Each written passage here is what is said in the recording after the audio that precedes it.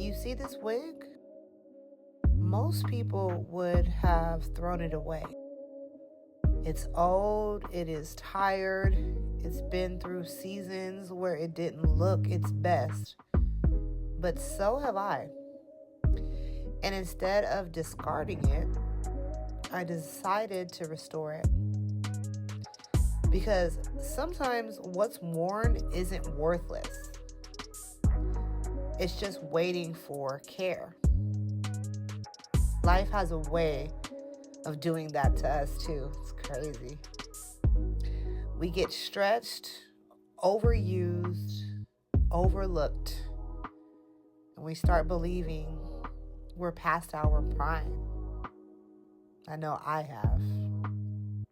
It's a crazy feeling. But watch closely.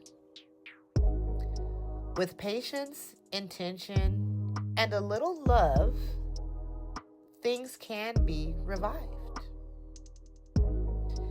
Every curl I redefine is a reminder.